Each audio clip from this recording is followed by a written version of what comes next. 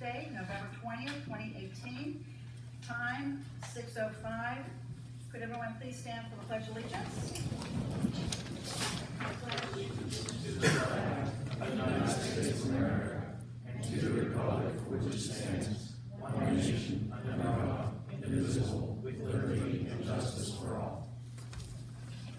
Roll call. Mr. Kane. Mr. Dukic. Here. Ms. Fawcett. Here. Mr. Nacioski. Here. Mr. Poyer. Here. Mr. Kern. Mr. Madden. Here. Solicitor Raccoon. Here. Brian Sherrill. Here.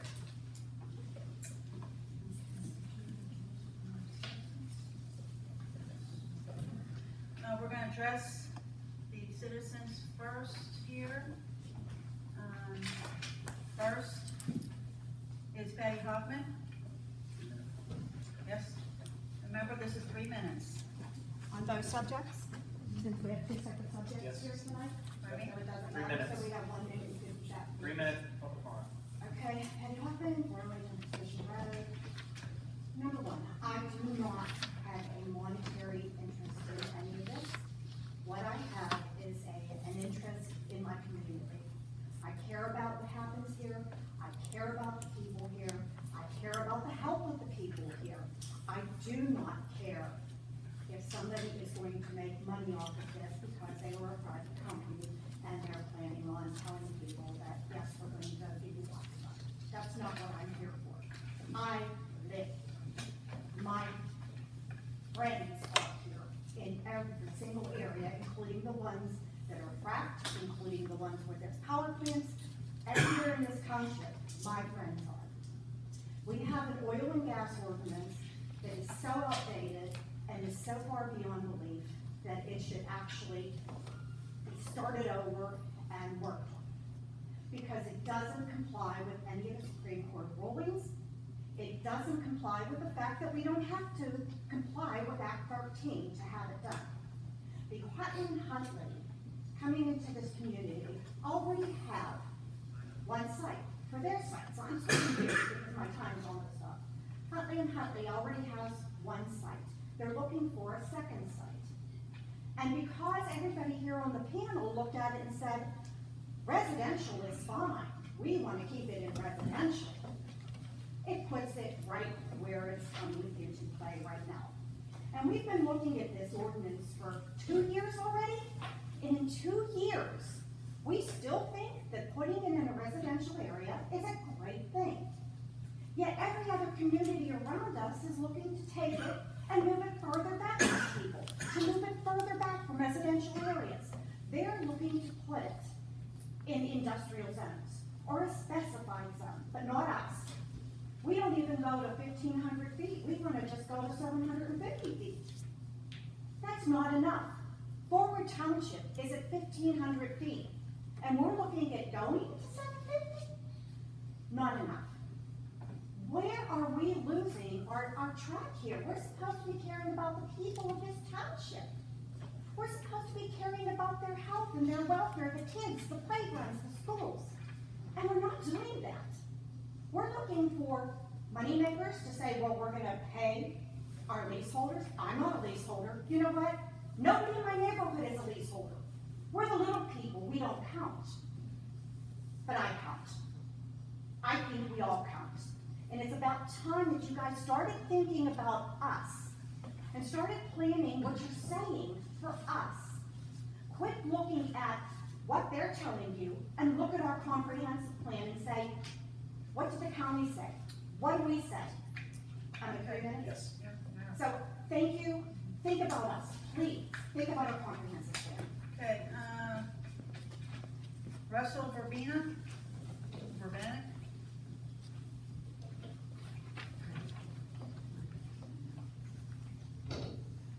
Hello, I'm Russ Urbanic, 25 Pine Street, and I'm one of the little people too. But I'm in favor of the conditional use application. I think the centralized impoundment will take a lot of roads, a lot of trucks off the road, and make it a lot better for everyone in the township. It's only gonna take a small fraction of the flow out of the river, looking at the minimum flow for November reported ever today for the Yawkey Guinea near Sutersville. 2% of that flow is like 2,600 GPM. And that would be a couple of pretty big pumps to try to take that much water out of there. The normal flow is 3 times that. So it's not gonna drain the river. Now, the gas and oil ordinance has been reviewed and discussed, I don't know, a year or more. I don't see any reason to go back over all the setbacks and everything again. Thousands of wells have been drilled under the 500-foot setback limit without the safety of the public being endangered. Larger setbacks will not increase the safety of the wells. It's merely an attempt to block all drilling in the township. That's all it is. The ordinance should be amended to allow the centralized freshwater impoundment and then sent back to the commissioners or to the county planning, whichever we would go to, for action. And let's just get it done. Thank you. Don Kovac. Good evening, Planning Commission. My name is John Kovac, and I live at 401 Broadlawn Drive in Elizabeth Township. I'm here to express my strong support for natural gas drilling in the township, which I believe will provide significant benefits to our property owners, our school district, and our township as a whole. I support the approval of the drilling and related infrastructure permits submitted by Huntley and Huntley Energy Exploration. About 65% of Elizabeth Township is currently leased for drilling, including large tracts of land owned by the Elizabeth Forward School District, which have received lease bonuses for making that land available for drilling. The royalties that can follow by drilling wells and developing the natural gas here will be significantly and greatly benefit the township and the school district. Drilling on privately owned land will greatly help families, hundreds of families in the township, providing income that will help them keep their large land holdings rather than the potential of having to split them up and sell them. Let's also not forget the related and broad benefits that drilling will provide throughout the township with economic activity, business growth, and tax payments. Finally, we can't overlook the long-term benefits that we will receive from impact fee payments when wells are put online and start producing gas. Our township has only received about $32,000 in 6 years that the impact fee has been in place, while other communities in Washington and Westmoreland counties with drilling activity have received hundreds of thousands of dollars and even millions of dollars. Those impact fees are used to support a number of community development and recreational projects that we really need and can use for our community. Please vote to support these and other projects to develop the natural gas that so many of us can benefit from. Thank you.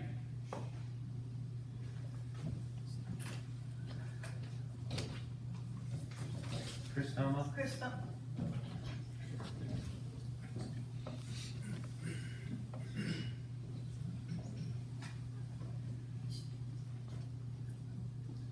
Chris Toma, 127 Cross Drive. Currently, I don't have a lease, I don't hold a lease. I do support it, the oil and gas. I wanted to make sure that you all hear my point of view on this is with everything that we have out there today, when we're looking at, take the school district, how many times have we raised taxes on our school that it directly impacts each and every homeowner in this building throughout our township and the EF area? Is that not working? There we go. But with that being said, you know, just yesterday I was at the township meeting. They voted not to raise the tax. Why? They've already seen the benefit of the permit fees that are coming in from this well drilling and et cetera. So it directly impacts that. It's like $700,000 by lease agreements that they've got. It's not that the township has, no, their costs haven't gone up like the school district.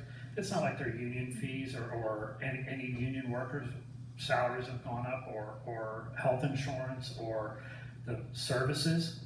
School districts has gone up, and this one's gone up, but why hasn't it changed? It's because they're directly impacting before the school district is, because of the impact fees and the lease agreements that they're ongoing with that. This water line here, it impacts probably 3 property owners that have already signed up on it. It goes through a wooded area that's not impacting anyone whatsoever. So when you're looking at this, you know, as long as we're following the state and federal guidelines that have been in place throughout this whole state, I think that we can, you know, stop and look at it and say, hey, this could be something that's good as long as we follow those regulations. So that's all I have to say. Thanks. Thank you. Ted Grice?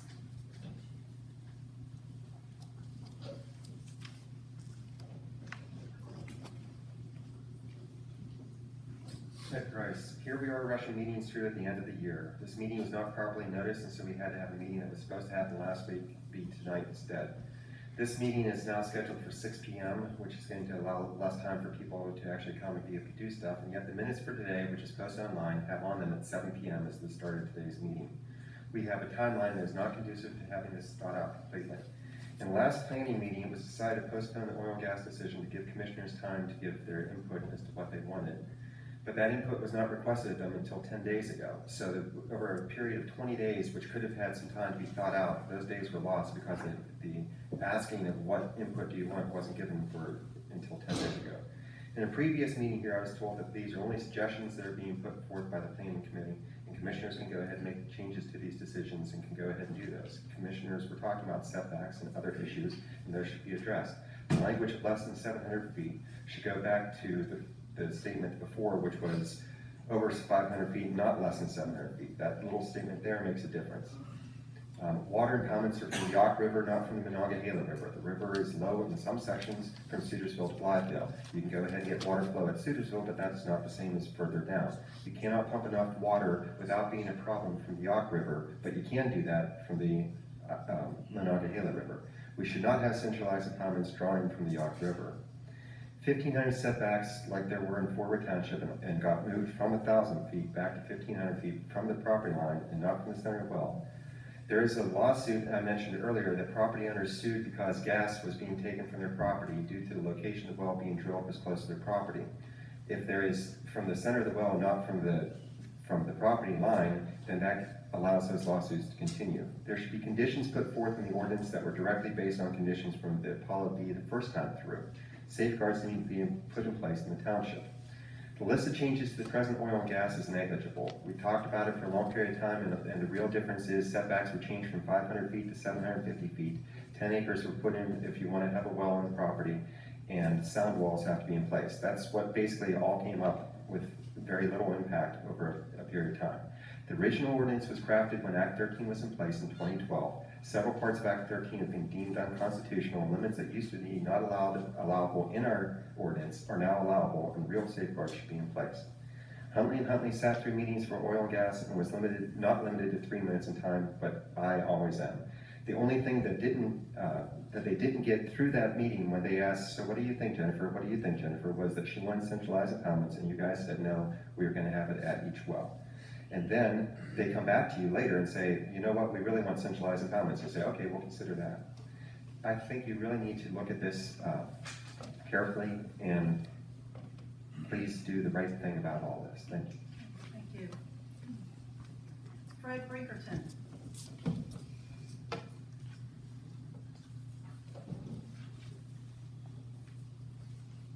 Fred Bickerton, 256 Lexington Drive. You know, years ago, the coal companies came in here and bought up all the mineral rights. And they raped and pillaged this whole area. Today, we're paying the price. We have mine subsidence everywhere. Our streams, our rivers are impacted from their activities. And you know what? They just walked away. They didn't pay a penny. What did we learn from that? I don't think we'll learn anything, because we're going to let these people come in and do the same damn thing. They're gonna come in and they're gonna do what, they've told you what they wanna do. And what I see, and what you're putting out to the commissioners, you're just telling them, here, this is what they wanna do, let them do it. Let them rape and pillage. So my grandkids will have to pay for the price for what your mistakes are, for letting them come in here and do as they damn well please. You know, we have ordinances in place. Well, let's just change the ordinance so they can do what they want to do. You know, we haven't learned anything. Our neighbors all around us are trying to tighten down on the oil and gas. Forward Township went from, I believe it was 500 feet they started at, their setback, to 1,000, now they've gone to 1,500. New York State has banned fracking completely. They learned something. We're going the opposite way. Here, just let them do what they want. Turn Elizabeth Township into a Homestead or Denora. Okay, thank you. Scott McCall?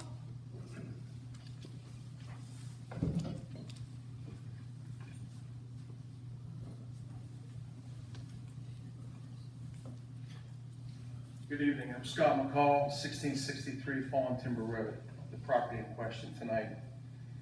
When I attended the last planning commission meeting, there were a few things said there that I really couldn't answer because I didn't have a good answer, because I didn't do any research. I'm going to highlight 3 things right now that I think are very important in all of our decision processes. The first of which is there was a comment made that all of our properties are going to be reduced in value and we won't be able to sell any of them. Okay, I listened to that, but I did some research.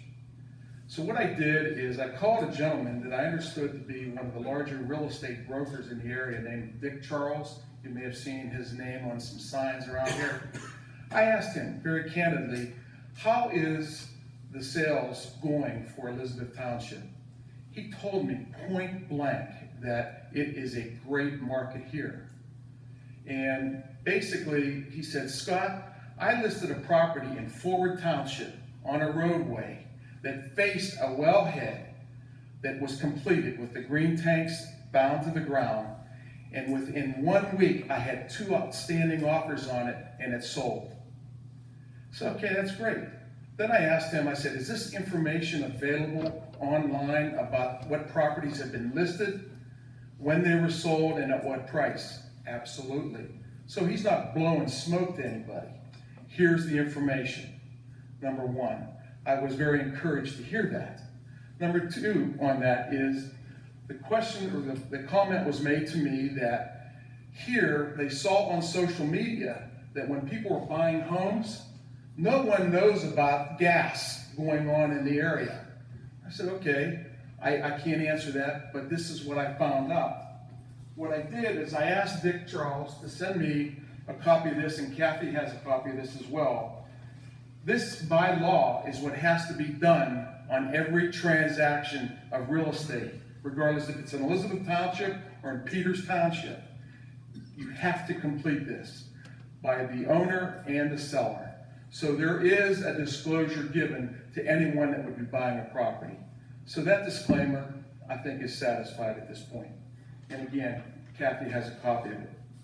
Number 2 point that I want to make. My farm is the only one under the Farmland Preservation Act in Elizabeth Township, a well-known program within the state of Pennsylvania. And it's under the control of the Allegheny Conservation District, under the name of Jonathan Burgess, who most of you have met at this point. He came here and presented. Basically, the Farmland Preservation Act, before I signed anything, is allowing to have oil and gas. We'll call here 3 minutes. Okay, I'm at 3 permitted, here in the township, but I just want to let you know that we're going to have his, support throughout this process. Okay, thank you. Thank you. Cindy McCall?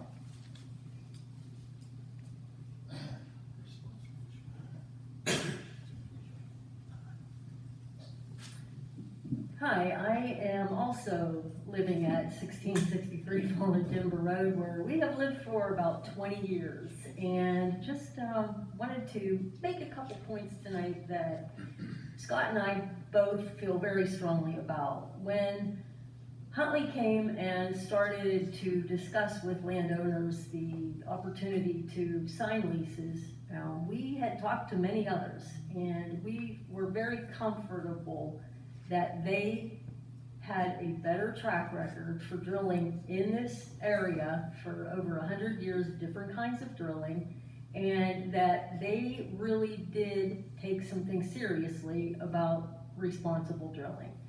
Scott came up with the idea that we needed to have a citizen committee, and this is something that we feel really strongly about too, because we live on this land. Our grandchildren will be playing on this land.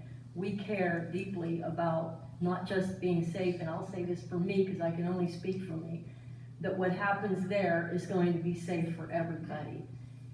I did some research as well prior to this meeting and looked up some incidents that had caused damage to animals or people throughout the nation. And one of the things that I found out is that most of those things happened before laws changed that held the companies to a higher standard. And we don't have open containment of dirty water here, none of this. So everything that's being planned right now is to minimize problems and maximize opportunities. The great opportunity that I've heard several people mention is that there's obviously a big economic benefit to the township and to the school district. There is also a benefit to landowners, but as taxpayers and people who live here, the benefit to the township and the school district is the major one that we should probably be focusing on right now. So as it comes to what's happening on this property, the biggest complaint that's a legitimate and real complaint that we've discussed for a couple years is traffic and road damage. And there are several things in place with this change and the ability to have the accepted use here for this facility is incredible, because the layout of the land is such a bowl and a valley that nobody would even see it. It will be, and with the sound walls and things, that'll be reduced. 100,000 less trucks needed because of the water facility. That is huge, and we've already had people make a point about the impact fees and things that help to take care of those problems. My concern is that so to just finish up, my concern is that fear of what could happen that hasn't happened statistically in any of our local communities to any great degree will keep us from the real problem, which is that we do really need the money, and responsible drilling can provide what we need for this township. Thank you. Thank you. Okay, that's no one else to call. We're done with citizens address. Next, we're going to talk about, is that Huntley? Yep, they're the applicant.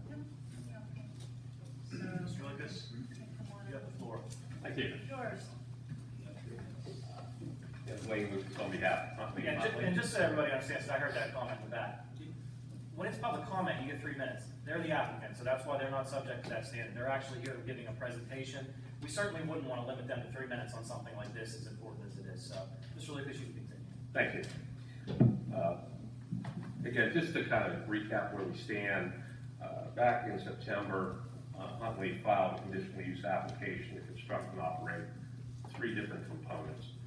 The Plutus well pad and wells, the Cedo tank pad, adjacent to the Plutus well pad, and the Plutus to Apollo B pipeline. As you all know, the facilities are on the McCall property at 1665 Fallen Timber Road.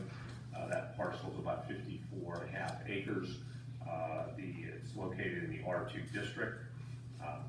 Oil and gas well sites, pipelines, and oil and gas operations are permitted in the R2 district, excuse me, as a conditional use, subject to the requirements of your current ordinance, which is ordinance number 896.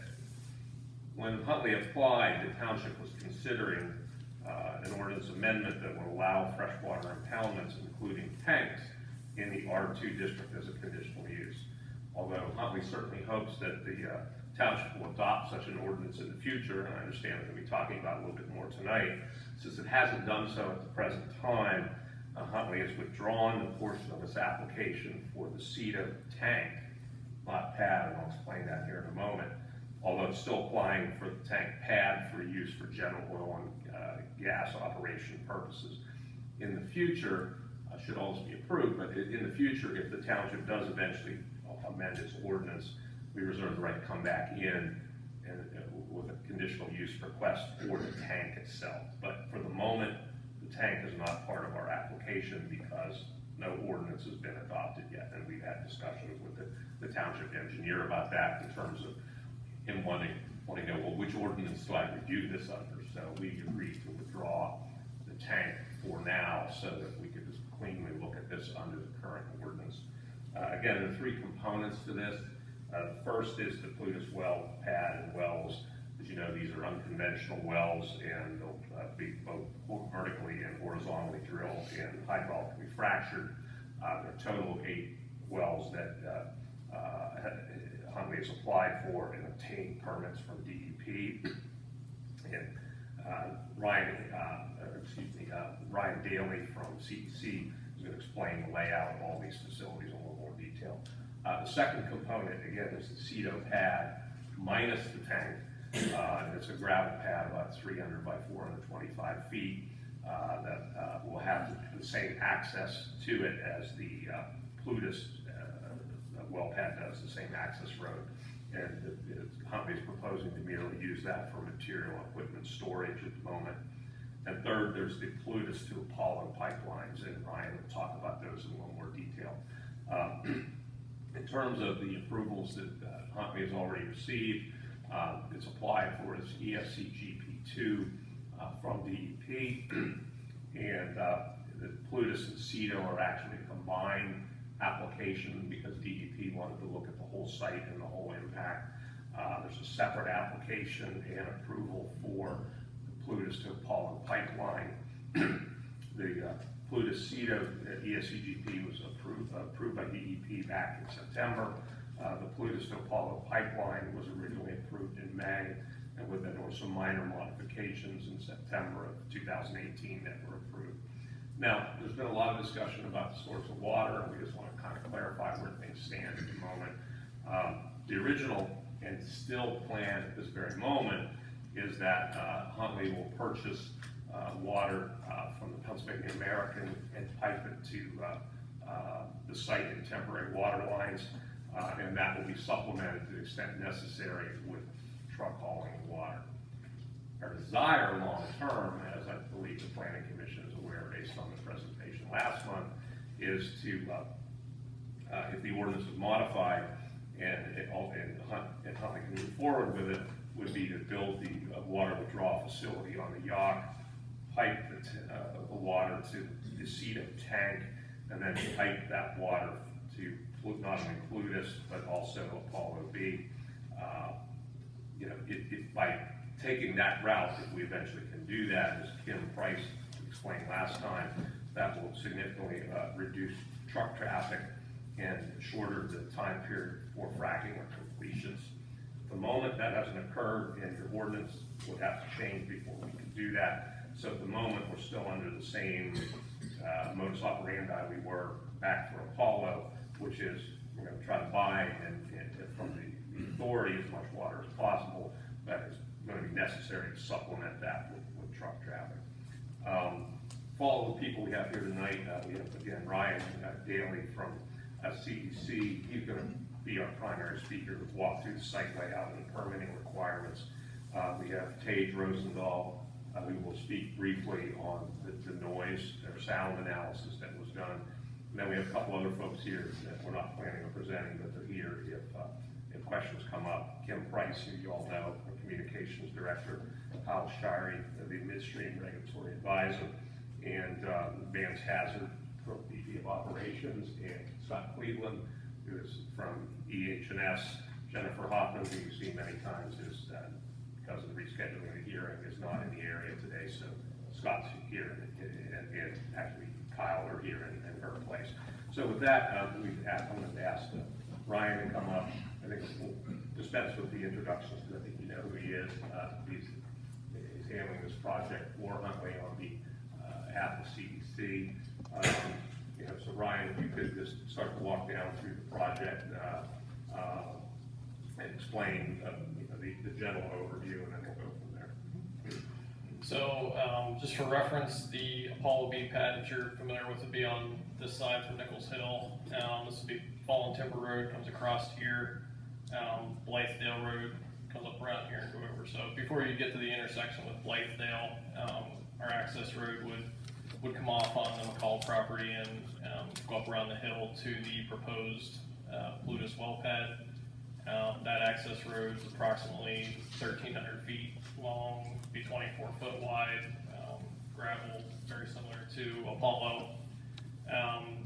Cedo tank pad would have its own access from that same access road off to the side here before you get up to the well pad. The black line shown here represents the pipeline route for the Plutus to Apollo B pipeline.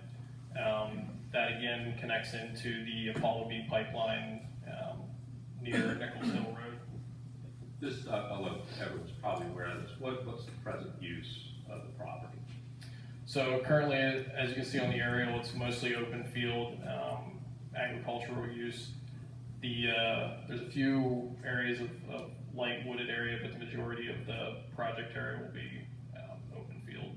And the McCall dwellings and outbuildings are on the property too, is that correct? Right, so McCall residents will be down here, and some of their outbuildings are kind of seeing real light on the aerial there, so they won't be impacted by the project.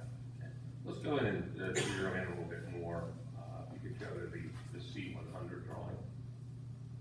And, let's first talk about the Plutus well pad. If you could just kind of explain a little bit more detail, get the layout and configuration, what's going to be on it.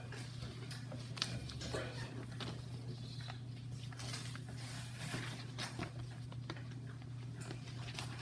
Yeah, so this is basically a close-up of the site plan of the actual well pad. So this would be the access road coming in here. Here would be the proposed 8 wells that have been included with this application. As far as perimeter security goes, they have a safety berm around the outside of the pad proposed. They have chain link fence that'll go around the perimeter as well, with gates at the access. Basically, during construction along this backside would be, where their job trailers and associated equipment would be. The drilling equipment would kind of be centralized in the center of the pad near the wells. And then once the wells go into production, their production equipment, GPUs and everything will go along this side of the pad. Just on in terms of the Cedo tank pad, you could briefly describe it.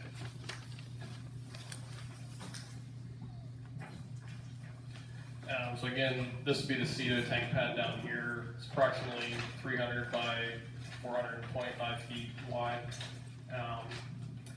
Again, it's basic gravel surface. Generally similar to a well pad minus the wells. Again, for short-term purposes, proposals use it for equipment and material storage. Correct, that's my understanding. And long-term, the tank, if the ordinance were changed and the tank were allowed, its primary purpose would be for the tank, is that correct? Correct, yeah. Okay, Wayne, real yeah, if the quick. commission has a question, they can just. Oh, chime please, in. Is that okay? yeah, Yeah, okay, great. Absolutely. Real quick, you're Brian, correct? Ryan, yes. Ryan? Yep. Okay. Ryan, where the Cedo pad will be, how close is that to the nearest neighbor? The property line, Yes. yeah, I believe it's like 280 feet from property line to pad. Okay, is that neighbor okay with it being that close to his property line? As far as I'm aware, this still meets the setback requirements. So you're still gonna go with the setback of, what, 750? Now, the current ordinance for oil and gas operations, the setback is 300 feet. Even if the pad ends up being a little closer than that, Huntley will not have any operations on that part of the pad. It's just more of a But I mean, geography are they thing. able to put like a screening if the neighbor wants something there? Should be able to do something like that? I mean, I'm sure there are options that we could evaluate. Because there is a house, I think, pretty close to where that Cedar has. There are several houses down in this area. Again, that 280 was from property line to pad, not house to pad, so the Are house they is. aware, but what I'm saying too is that, are they aware of your plan to put that there? It's probably a question for Hex. I haven't been involved in landowner negotiations. All right, okay, all right, thank you. One thing to point out is, for its requested purpose at the moment, or if it eventually becomes a tank pad, compared with the drill pad itself, it's gonna be pretty passive use. I mean, it's not gonna have motors or anything running and the like, so just want to point that out. Let's talk briefly again, why were this CEDUS and this CEDO being submitted together, or Plutus and CEDO being submitted together? So one of the benefits of combining uses like this on site is you can control all your stormwater with minimal facilities. So as far as the DEP permits go, and the ACGP2 permit, the DEP prefers that these types of things be permitted together so that you can get multiple uses out of one stormwater BMP, and then you have less overall impact, less disturbance with your overall project. Just briefly, I'm back on the pipeline, you don't need to pull it back up, but what facilities are gonna be part of the pipeline project? So currently permitted through the DEP is a 10-inch gas line, a 24-inch gas line, a 16-inch temporary water line, and an 8-inch electrical communications conduit. And then there would be a small above-ground valve structure located down near the tie-in with the Apollo B pipeline. Could you go over those again? How many pipelines? So currently permitted through the DEP is a 10-inch gas line, 24-inch gas line, 16-inch water line, and 8-inch electrical communications conduit. Yeah, the water line is a temporary above-ground line. Let's talk a little bit, since you have the drawing sequence right there, a little bit about setbacks. Now, the current zoning ordinance requirement is that the well bores be at least 500 feet from an existing building. Is that requirement met here? Yeah, so the closest protected structure to the well bore would be the McCall's house, and that's approximately 844 feet from the nearest well bore. And how far is the McCall house from the edge of the well pad? And so McCall house would be about 715 feet from edge of pad. And what's the next closest protected structure or home? So the next closest one will be off to the east here. And again, from the well bore, you're over 900 feet, and the edge of the pad would be approximately 760 feet away from that protected structure. Okay, now, although it's not applicable here, in terms of the setbacks that are currently being proposed in the ordinance, I think the planning commission is going to discuss a little later this evening. One of those setbacks is 750 feet from the edge of the pad to the protected structure. Is that right? Correct. Okay, and is it correct that the only property or the only protected structure that would fall within that distance is the McCall's house? Yeah, that's correct. And as a proactive measure, Huntley & Huntley went ahead and got a waiver signed from the McCalls, just to show, So the bottom line is, even if the ordinance in its current form were adopted, the Plutus well pads would comply even with the higher setback requirements, is that right? correct. Okay. This let's talk a little bit, I think you covered a lot of this already, but just a little bit more detail on the access drive as far as its length, width, materials, et cetera. Yes, so again, the access road is approximately 1,300 feet long.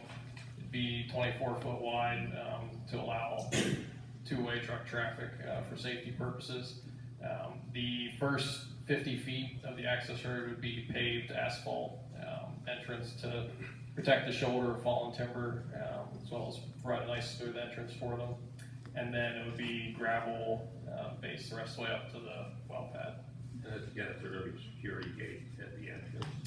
So during construction, they will have, during drilling and completions operations, they'll have 24/7 security on the site. Once all the drilling and completions are done and the wells are in production, they will have a lock gate at the bottom of the access road to prevent entry. Let's shift gears now and talk about accessing the access route to the site.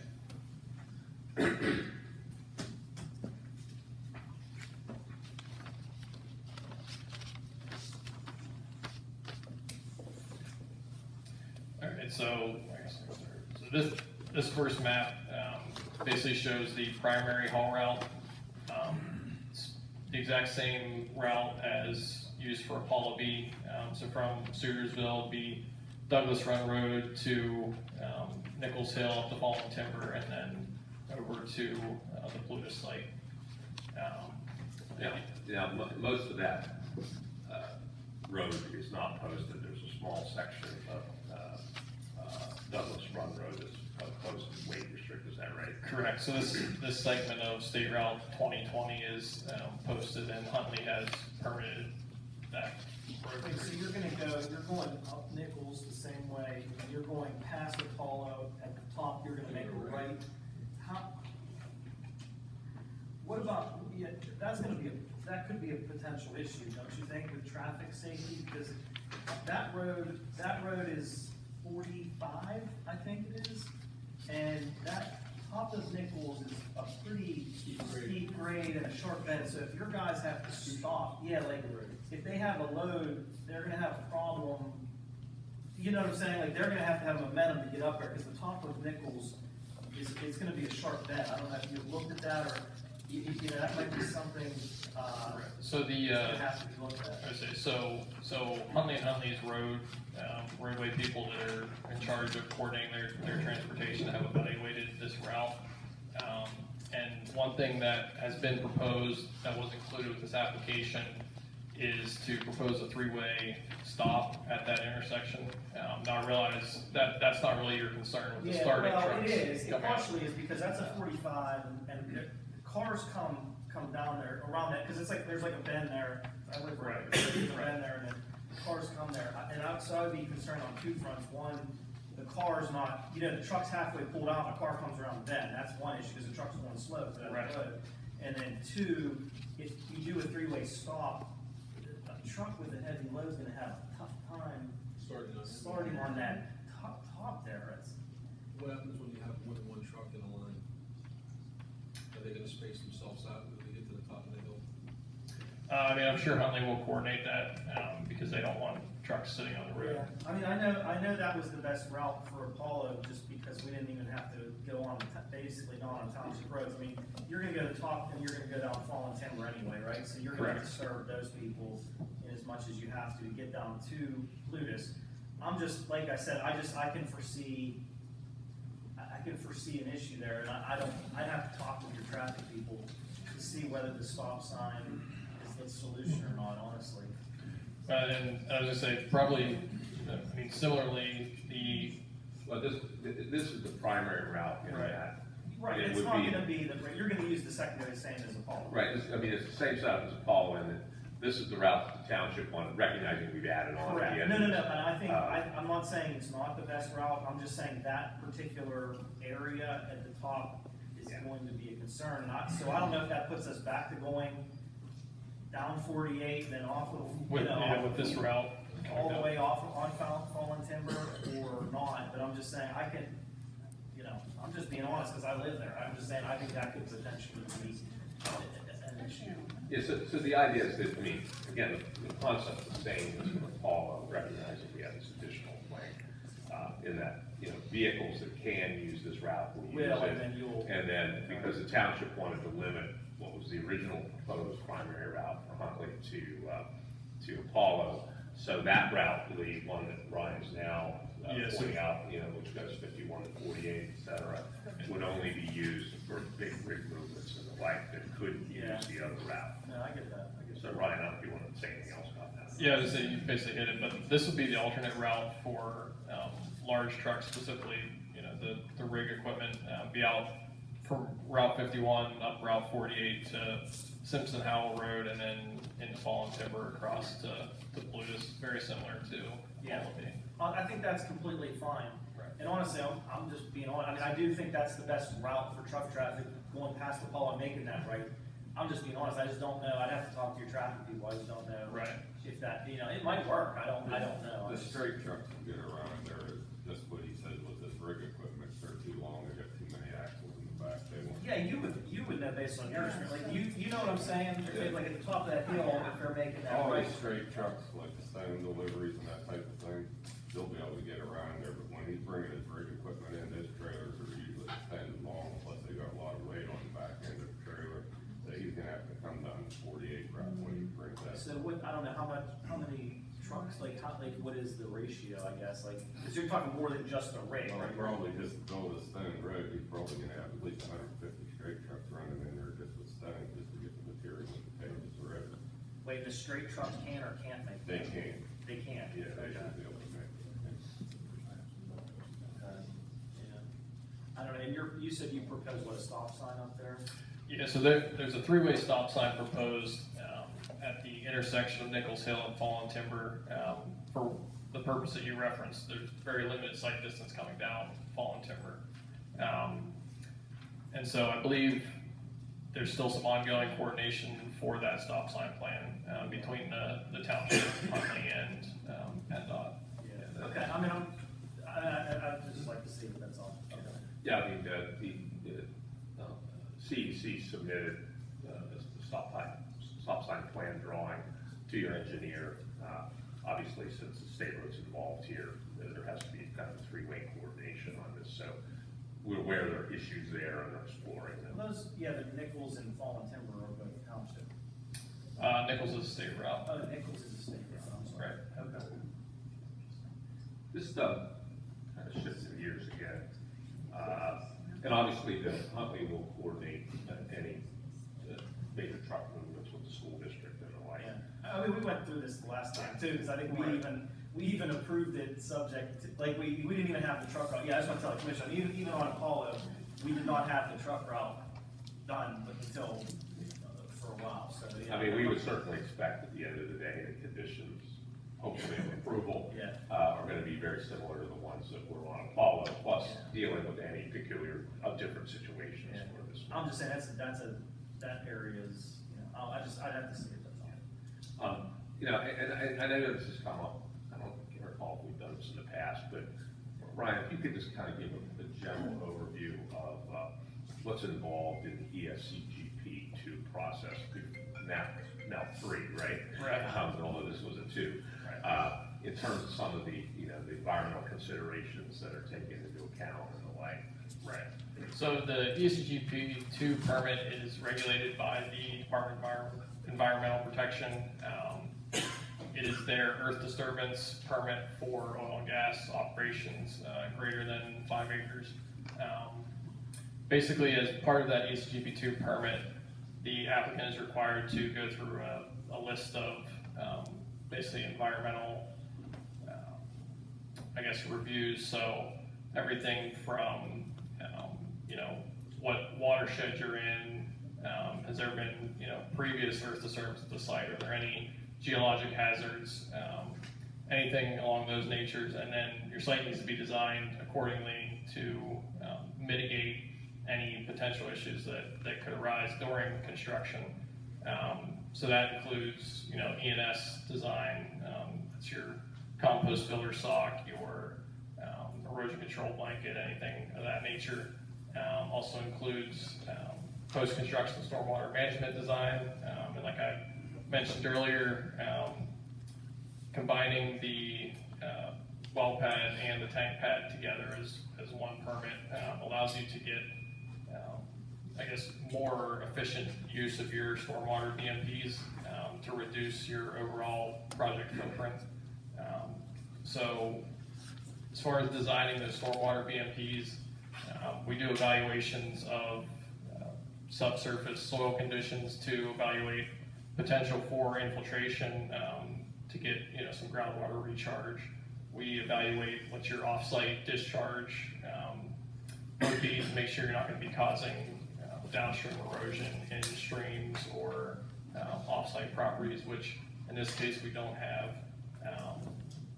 How close are you to the nearest stream? So I believe the nearest stream downslope of the site is greater than 50 feet from our project area, because I know we're outside of the 50-foot floodway. The exact dimension I don't have offhand. Isn't one of the questions on the application? Excuse me, we can't be going back and forth like that, I apologize. We have to let them actually do their talk. So that we can This keep is things- the area Sir, that we're talking about right now. questions from the board, please.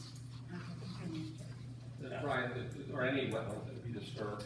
No, so no streams or wetlands are going to be impacted by this project.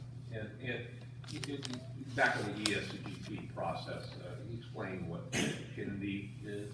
Yeah, so the PIND is the Pennsylvania Natural Diversity Inventory database. So as part of your ECGP2 permit, you have to run what they call a PNDI receipt. So you put in your project information, your project location, project size and everything, and then it runs through a list of databases of threatened and endangered species, runs through the Pennsylvania Game Commission, the PA DCNR, U.S. Fish and Wildlife Service, and PA Fish and Boat Commission. And this project returned no hits for any threatened and endangered species. Back on the site construction, will this be what's known as a balanced fill site? Correct. So the earthwork on the site is balanced cut and fill. So there shouldn't be any import or export of material. Now, you had several communications with the engineer over the last couple of months as part of this project, right? Correct. And as part of the original application, you submitted a narrative critiquing how HEX would comply with all the relevant ordinance requirements, right? Yes. And the engineer asked you to update to also incorporate, to the extent that they're relevant here, a response on all the conditions that were previously imposed by the Board of Commissioners on the Apollo B project, right? Right. And your information is that Huntley can't comply with all those requirements. Right. For the ones that are applicable to this site, they will comply. That, one of the things that was raised, one of the actual ordinance requirements that you addressed in the narrative is the schedule. Right. Can you just go over that? Yeah, so the current schedule, which is always subject to change, would be to hopefully start construction in February of this coming year, with hopefully completion of construction in the spring to move on to drilling. So like drilling would occur through kind of springtime, with completions hopefully starting probably September of next year, with final production online of the well next January. Just one or two last items. Security and safety has been addressed in the past, so I don't think we need to go into these in great detail. But again, what kind of security will exist during pad construction, during drilling and completions, and then during the permanent operations? Right, so Huntley will have on-site security personnel there 24/7 during drilling and completions. As far as construction, they can probably speak better to that, but I believe they'll have somebody there around the clock for construction as well. Once the completions operations are done and the wells are put online, the 24/7 security guard won't be there anymore, but they will have a locked gate at the bottom of their access road, and they will have a perimeter fence around the pad that will be locked, to not allow entry onto the. Will they not have surveillance cameras too to keep track of the property itself? That I don't know, somebody from Hex could probably. Because I know speak some of to their that. other sites, they do have surveillance cameras. I know they've entertained that option on other sites. In final construction. What? In final construction. Surveillance. Right. Yeah, so Vance just said after construction, they'll have, security cameras on site. Is that, just out of the question, is that gonna be an exclusive fee just for HHX, or would you offer that also to the township, and be able to monitor as well? We haven't provided access outside of our company in the past, we have to look into it.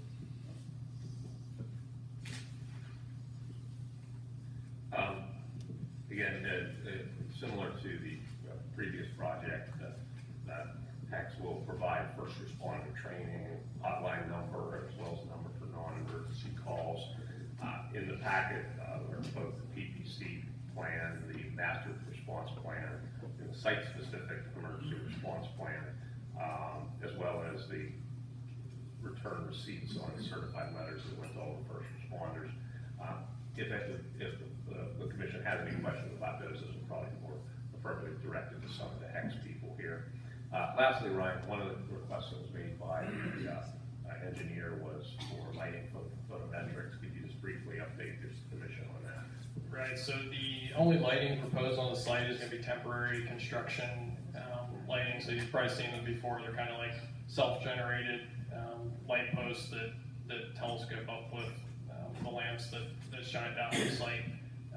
We ran the, photometric plans for the different phases or the different stages of operations, so during drilling and completions, and then finally when they put the line into production.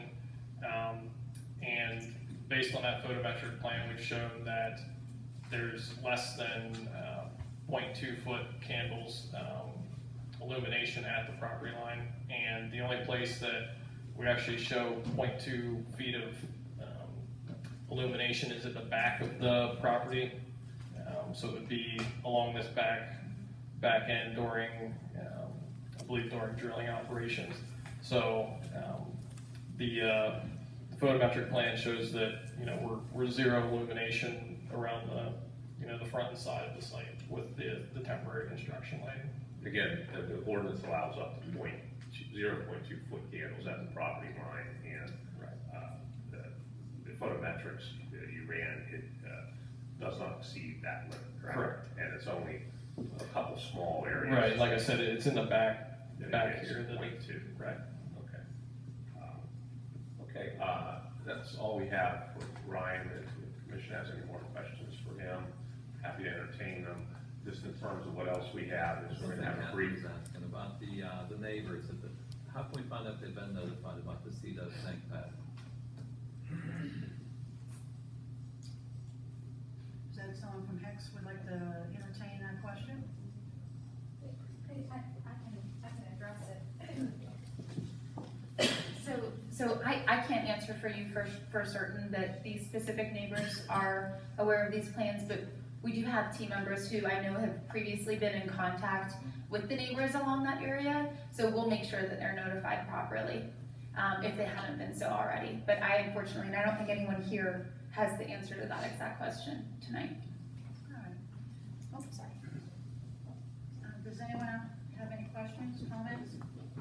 Do you do any geotech along the pipeline route? There was not geotech done on the pipeline. It's not standard practice for the ACGB2 permit. What kind of maximum slopes are you traversing? I would have to double check that. I don't have the slopes offhand. The tank you're gonna be proposing at some point in the future, I'm assuming that's a portable fabric tank? Vance could speak to that, but yes. What's the long-term versus short-term use on those tanks?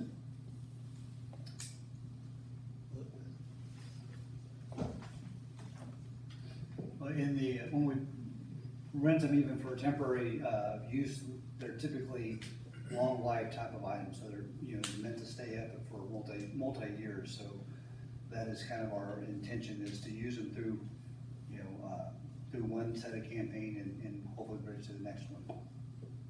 Cause it is a fabric, it's made of fabric, and you know, you Well, we may have to change the line around if we see leaks out, they're set up so you can kind of repair them if you find a leak on them. You gotta section them off then, or in the individual? You'd have to lower the level in them to do that. And what about you putting any containment berms around the pad? We have just in the design of the pad itself, yes. There are containment berms that, in case of a leak. But this is a freshwater impoundment. Oh, I understand that, but if you get a large discharge of water, you're gonna subject yourself to some significant erosion. What's the dimensions of the tank? Roughly. I don't have the exact dimensions. I think typical is about 200-foot diameter. How tall? I think they vary in height depending on the capacity. 12 feet. So probably like 12, 14 maximum. Yeah. Well, obviously, we come back with an application on the tank, we'll have a lot more detail for you. What's gonna be your minimum buried depths on your gas transmission? I was just saying, the minimum from the DEP is 3 feet. I was just saying, I think Huntley usually goes 5 feet minimum for their cover. And what are you gonna do for thermal protection on your little temporary water line? Or you don't see a need for it? I would say, I'm not familiar with thermal protection. Well, keep it from freezing. I think we just keep them. Right. Yeah. The Clues, the Apollo B pipeline, the properties that's going to, have all those homeowners already agreed to that? Or the property owners, I should say? Yeah. Yes. Were we talking about the gas line or the water line? The water line. What about the gas line as well? So the, Parallel, right? I said, yeah, so the Plutus to Apollo B pipeline will have 4 lines that I mentioned within a single 75-foot wide So right each of one of way. those homeowners are aware of that, Correct. Okay. Correct. And all 4 of those lines will run I'm parallel. not sure if any of you can answer this question. What's the purpose for having a 24-inch gas line and a 10-inch gas line parallel to each other? So Hexter probably speak more, but my understanding, let's cut. It just comes down to additional capacity for future wells. Please use the mic, I can't hear you, I'm sorry. And is there is the 24-inch the primary and the 10-inch the secondary? Is that how The that's 10 gonna inch work? is the original permit, that'll be installed as the primary. The 24 is being permitted and approved right now as a contingency for potential additional drilling. We could get into Utica, Oh, I see. and additional capacity could be more. Because I was gonna ask that question when I saw them, that they're parallel each other. One is a 24 and a 10. I wasn't sure why you were doing 2 like that. Yeah. Yes, and good point, high pressure and low pressure as well, so, yep. Yeah, and to add to that, depending on, how each individual well produces can depend, which gas is gonna flow through which line based on the pressure. Anybody else have any questions? Earlier you mentioned secondary water being trucked in past the point of purchasing off American Water. Is that correct? Yeah, And where would that water be taken from?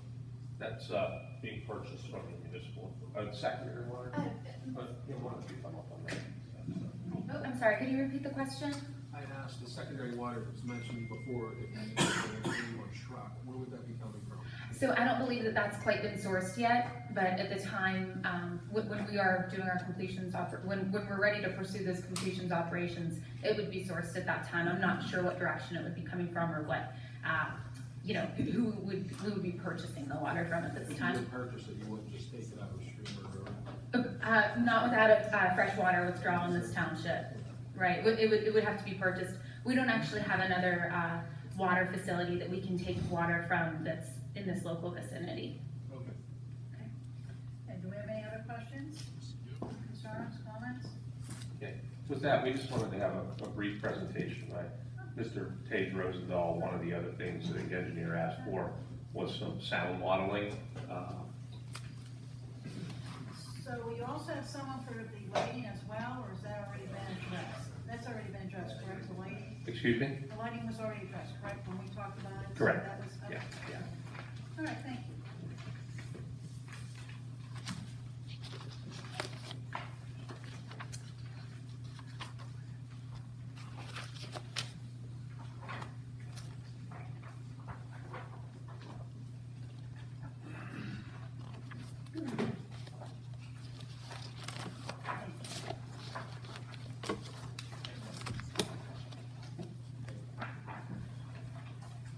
Now,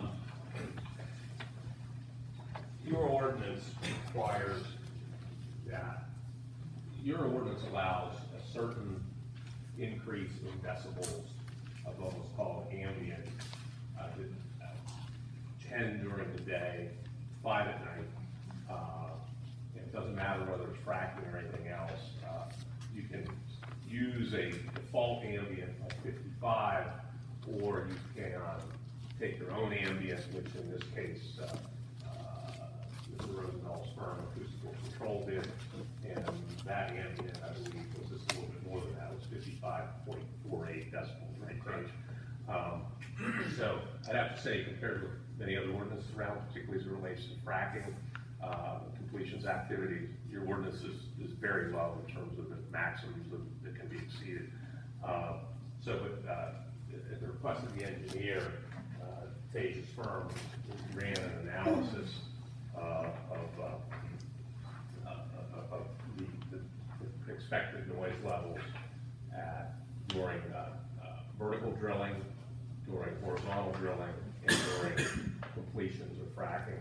And Tage, maybe we provided a copy of this to the engineer a little earlier today, I think.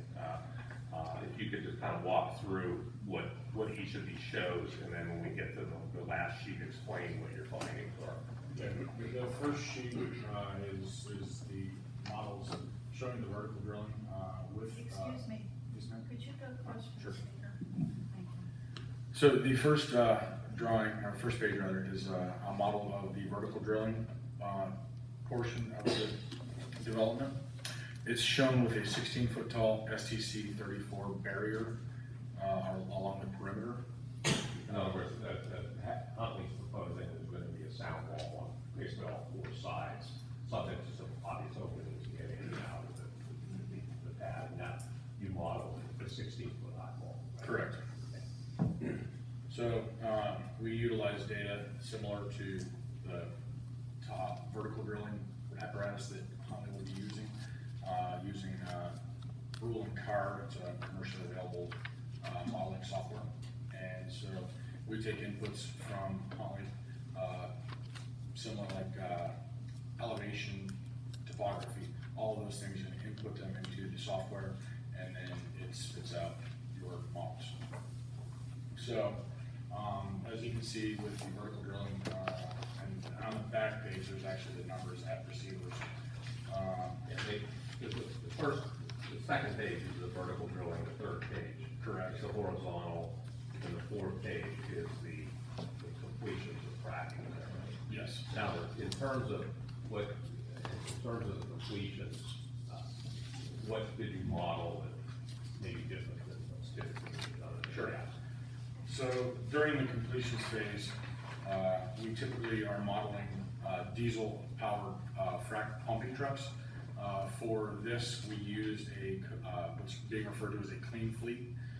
It's an electrical power-driven frac fleet. Which I assume generates less noise than. Significantly. And so in all of these models are assuming a 16-foot wall? Correct. Okay.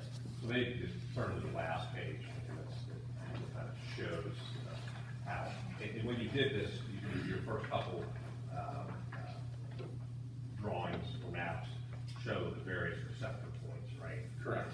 You have receptors A through Z. So any of the, particularly the homes that are nearby, each were assigned a receptor point letter. Yes. Okay. And extrapolating off the maps, what does the chart then show? It's shows that during all three phases, Huntley anticipates being below allowable limits. And those limits are what during the day, what at night? 65.48 decibels during the day and 60.48 decibels during the evening. And with respect to most of the, particularly during vertical and horizontal, the projected noise levels are very significantly below Yes. what the ordinance maximums are. They're higher with the completions equipment, but still within the limits of the ordinance, is that right? Correct.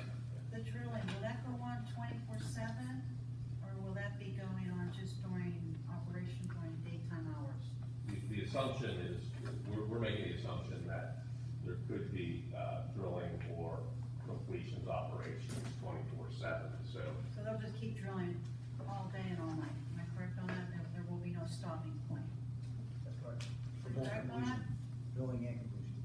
Okay. So, we're assuming the conservative requirement, which would be the nighttime limit. That's the reason why I wanted to ask that question. Anyone have any questions? Using a different fleet for this pad than the other one? Yes. If you were to say which is the noisiest phase, which would you say? Completions. That'd be the And horizontal? Yeah, I mean, that's horizontal and the vertical can be, kind of interchangeable depending on where, things set. How long is that completion process? Depends on how many wells, but. Go ahead, Right, so it depends on how long the wells are, but we would be looking at, anywhere from 2 weeks per well, so if we had, I think we had permit for 8 wells, it would be 4 months. 4 months, but it would be, we would try to accelerate that by having, continuous operations so we can get done as quickly as possible. Anyone have any other questions? Okay, well, thank you. Gentlemen. That's all we have. Right, is everything compliant with, KLH? Yes, so, we did issue a letter on November 15th. I believe everybody received a copy of it. This letter is identical to the letter that was sent today, with the exception that we did receive some additional information which was discussed by Huntley. We did receive the photometric plan. We reviewed it, and the information they provided is acceptable. The only note would be that the ordinance states that you can't have direct, you can't point direct light on another property or cause a nuisance, so that's just something that has to be monitored. But other than that, the plan looks good. And the other thing was that we received this sound study that was provided. Our comment on that is that, given what they provided, it appears that it's in compliance with the ordinance. The only thing we would ask is that on a site plan, the boundaries of the sound barrier be delineated. In this, which was provided, it just states that there will be a sound barrier. I know there was a comment that it'll be the whole way around, but that information I don't think was provided in the package that was submitted, so just the site plan. And the only other comment was on, we already discussed this, on the stop sign at the intersection of Nichols and Fallen Timber. Once again, that goes to the traffic route, and if a proposed stop sign was to go through, PennDOT would have to be involved, and there would be further conversations on that. I'm assuming excuse me, I'm sorry, PennDOT would have the last word, I'm guessing, on that, correct? Yeah, and there would have to be a traffic study done and some further analysis, but, yeah, PennDOT would be involved. And then under general comments, we did note that in the narrative provided that Huntley explicitly stated the other conditions that were on the Apollo site and that they would comply. Okay, all right, thank you. Does anyone else have any questions, concerns, comments? No? Okay, are we good for a motion? Go forward? We can have that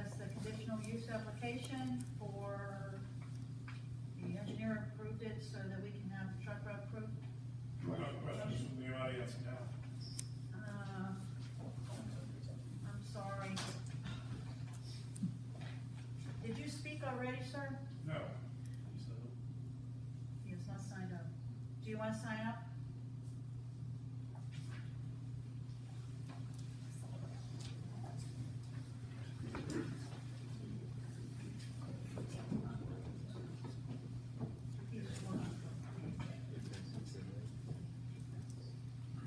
Just for informational purposes, next time, if you're gonna plan to speak, please sign up before the meeting starts.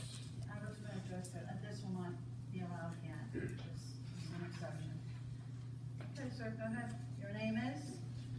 Ken Ball? Hi, my name is Ken Ball.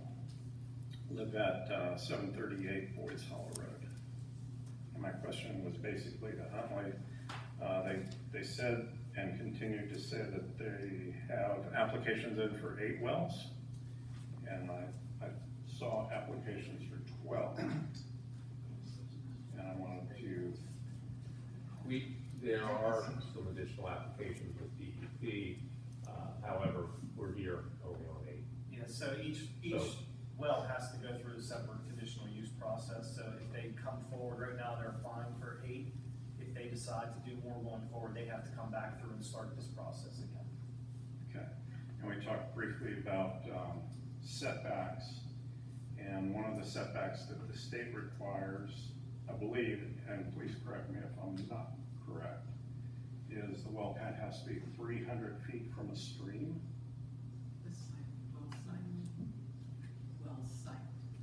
From the well site.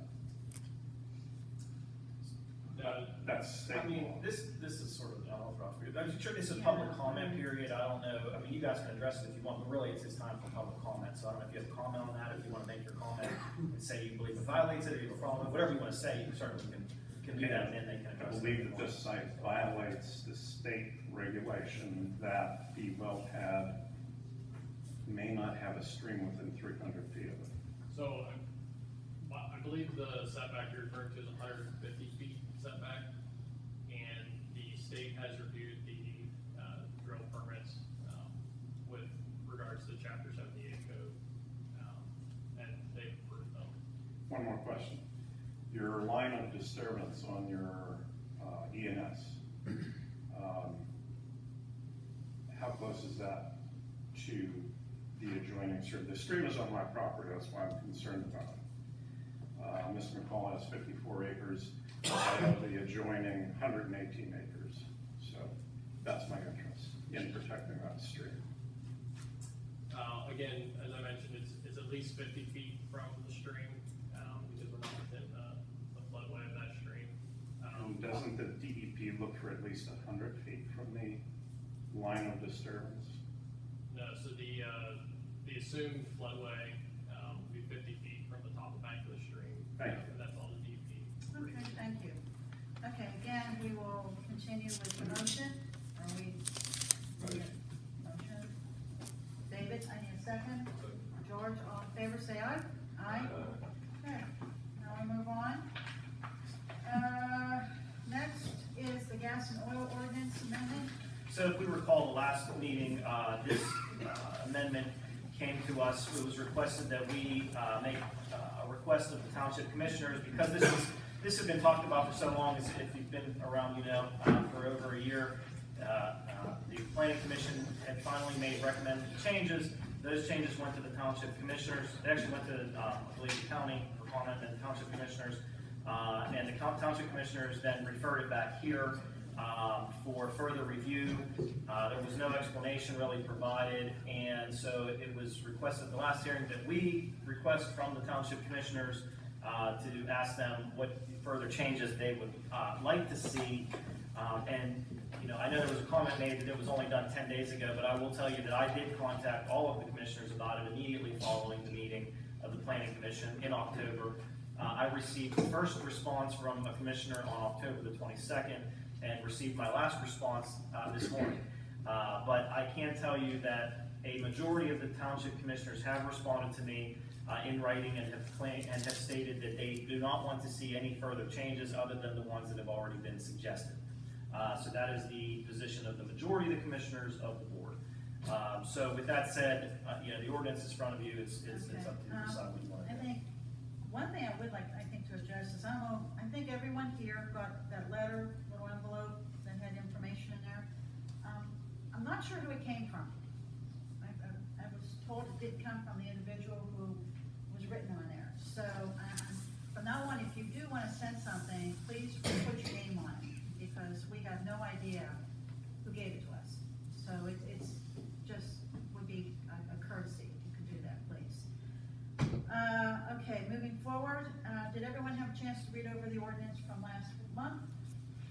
According to some of the changes that was put in place, was in green, I believe. So have you had an opportunity, everyone, to look at that? And do you feel comfortable with that, or should we address it further? I believe it does include now having impoundment. It does, yeah, the latest changes were made at the request of the commissioners, actually, because this board, if you recall, months ago, had originally decided that they would like to see an water impoundment on each well site. That change was proposed by the commissioners when they said that they would prefer to have the impoundment. So the changes that were made were to basically allow the impoundment. So those are the changes in green. The changes in yellow were the original proposed changes from this commission. Does anybody have any Does problems? that take care of the tank ordinance? Correct? So I'm sorry. Does that take care of the tank? The impoundment, yes, it does. In the green section. We good with this? Are we good to have this motion to move forward to, no more questions from the. No more, There's no more I'm sorry. Again, are we good to send this to a motion to the commissioners under the condition with the new wording that has been put in place? Yes? Yes. Okay, I need someone to motion to go forward. David? Second is George, all in favor, say aye. Okay. Now, last but not least, I guess we're about done. Our next meeting will be on Wednesday, December 19th, 2018. So, does anyone else here have anything more to say? Okay. We are now officially adjourned. I need a motion to adjourn. George? Dan? Okay, all in favor, say yes.